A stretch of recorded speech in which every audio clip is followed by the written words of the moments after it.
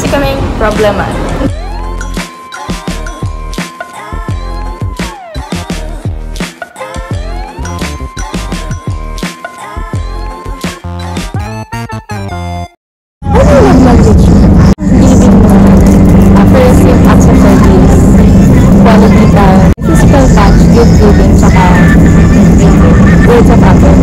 First is active service. Second, music affirmation. In terms of receiving, ito yung gusto ko na rin-receive.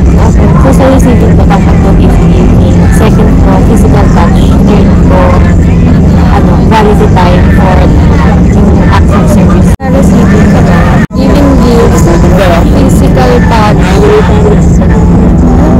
quality time, and then active service, and then quality time, plus active service, and words of affirmation. Feeling ko. Okay, bye! That's the vlog. Thank you for watching.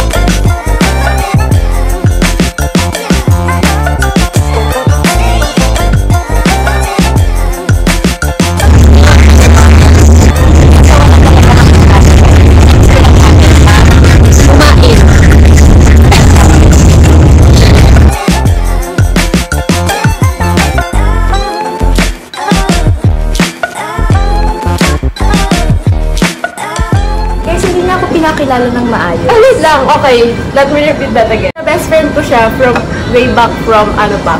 So, diba? Kahit yun, hindi na alam. Sige, kailan? 20 tayo naging mag-friend? 2015? 15? 9 years. Oh my God. Seryoso, 9 years. Pero, syempre, doon sa 2015 na yun. Hindi, naging best friend tayo agad. Oo. Grade 8 siya during that time. Grade 7 ako that time. Tapos, pareho kami hindi nakapasok. ID picture. At, oo, hindi tayo nakapasok. Hindi tayo nakapagpa-ID picture. Ang reason pa sa kanya na hinimatay siya, I can still remember. Oo, totoo yun. Huwag mo nang banggitin. Wala silang pake. Same kami ng subdivision that time. Yeah. Tapos, nagkataon pa, same kami ng church. Parang nagulat kami na, sa Victory ka rin. Sama tayo sa youth service, gano'n. And kasi yung youth service na yung 6 p.m. start. 6 or 5? 6 p.m. hanggang 8 p.m. Grade 8, grade 7, unusual na umuwi ng ganung time. Since parehas kami ng village, mas parang, okay, sige, doable to, mag-youth service tayo together, then sabay tayo uwi. Kasi yun, doon na nag-start. Every Friday, youth service. 9 days na yun, 9 times pa lang kami nagkita. Oo, totoo yan. Isang beses lang kami nag-attend ng birthday namin. No! Nung 18 years old ako, tsaka 18 years old. No! More! Sa birthday mo, most of the time nandun ako, this year ako Maria. Hindi mo in-invite. I was waiting. Ay, talaga? Yeah. Pero kahit naman gano'n kami kalapit, guys, di pa rin kami magkikita. Hindi talaga. Uy, talaga, ganun talaga lang kami. Feeling ko it's me. It's a me problem. Hindi, ako rin may problem mo. Parehas kasi kaming problema. Kahit di talaga kami nagkikita, pag nagkita kami, parang nagkita lang kami kahapon. Ganun yung vibe. Although, may times na pag nagkikita kami, parang hindi yun enough time. Pero parang enough na yun na hindi kami magkita for 1 year. Or after a year. One time may nagsabi ka mo sa akin, sorry, sana hindi ka ma-offend pero kavibe mo si Alex. Sabi mo naman sa akin, hindi ako na-offend. Okay, pero ganun talaga. Parang traffic ka pa din, pero yung humor mo ang malapit sa kanya. Uy, yan na ba yun? Ang pangit. Huwag kayo pumunta dito. Huwag kayo pumunta ha. Kaya sabi ko sa inyo, kayang bayad. Saan yung bayad nyo? First, na namin yan. Ika-count natin para malaman natin na worth it. 1, 2,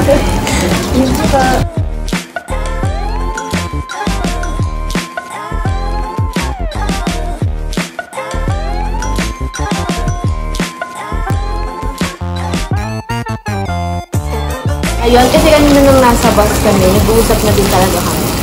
Tapos tinanong ko kasi siya if best friend pa rin ba yung turing niya sa akin. Best friend pa rin ba yung turing niya sa akin? Hindi, no. Question ko una sa kanya is kung best friend pa rin ba yung turing mo sa akin. Kahit na matagal na hindi nagkikita. Yeah, parang kahit ba hindi tayo nag-uusap, lalo sa hindi kami talaga Pag nakita niyo chats namin, parang kaming magka-classmates Parang kung lang. magpapastikan, no? May point na nagkakatampuhan tayo kasi hindi tayo nagkakasundo lagi sa time.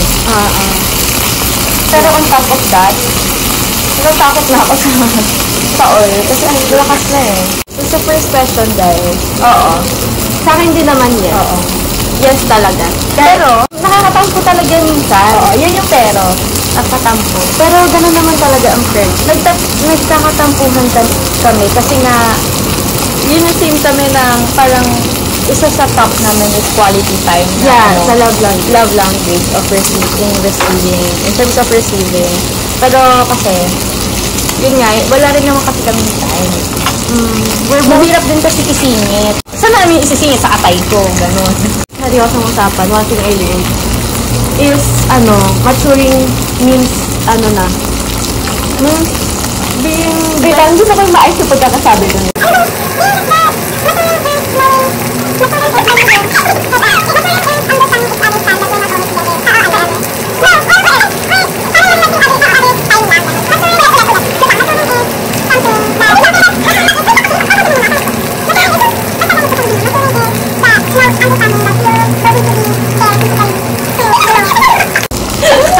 May maikling ano yun kasi sabihin mo na lang na Tagalog na nga lang.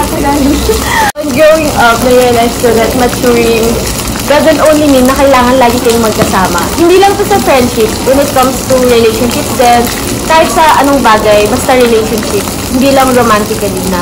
Not all the time, kailangan lagi kayong magkasama. You can still grow together, pero individual. Hindi ako. And then happy, promise kasi isipin nyo, kung nilalak namin yung each other sa amin lang, na bawal ka makapag-ano sa akin dito. Dapat ako yung sinasamahan mo pala. Dapat ako kasama mo dyan. Honestly, ganun ako before na, look, dapat siya yung dapat ako yung kasama mo. Kasi tayo yung OG eh. Pero, hindi eh. Kung ganun lang, wala, hindi kami mag-grow feeling.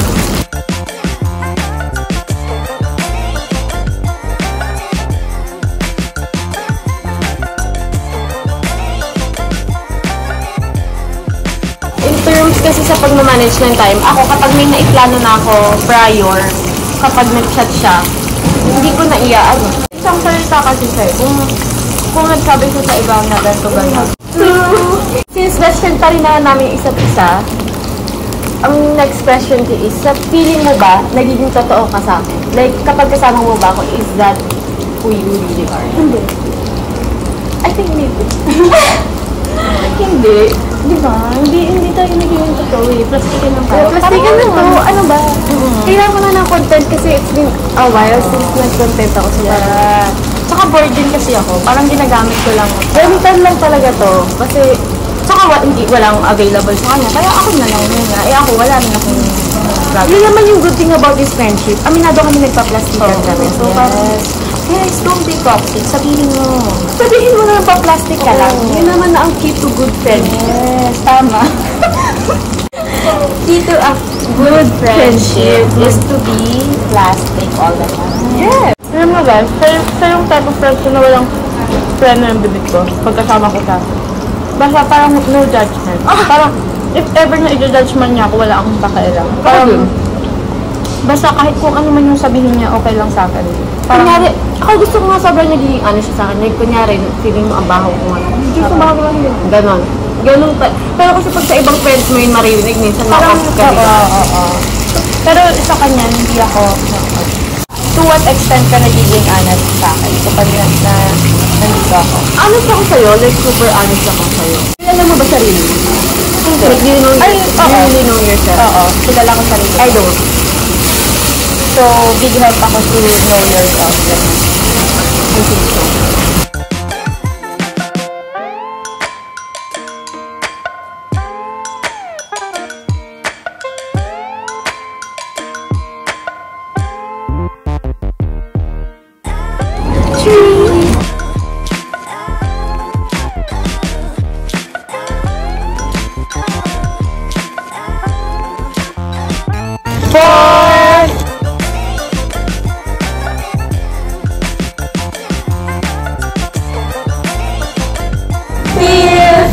Last.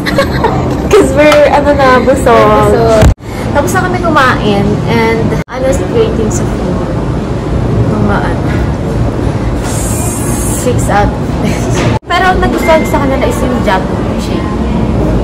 And yung egg. Yun lang. The meat, I don't like. Kasi yung meat nila walang any flavor. Basta pork or beef or mixed lang siya. Yeah. Unlike other samgyupsalan, merong Have choices. Oo, bulgogi, barbecue. Pero ayun, that's Korean. it.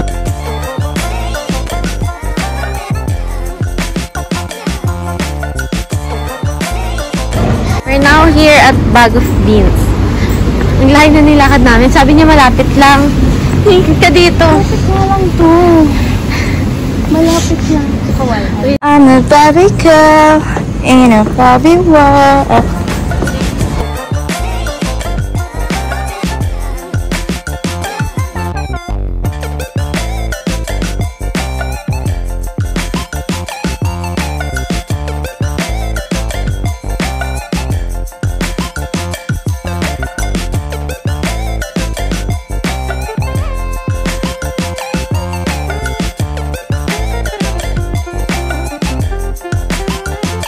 Hot tea, tas cafe latte. Hati po? Ano po hati mo? Okay, here's what I ordered. And here's what we only ordered.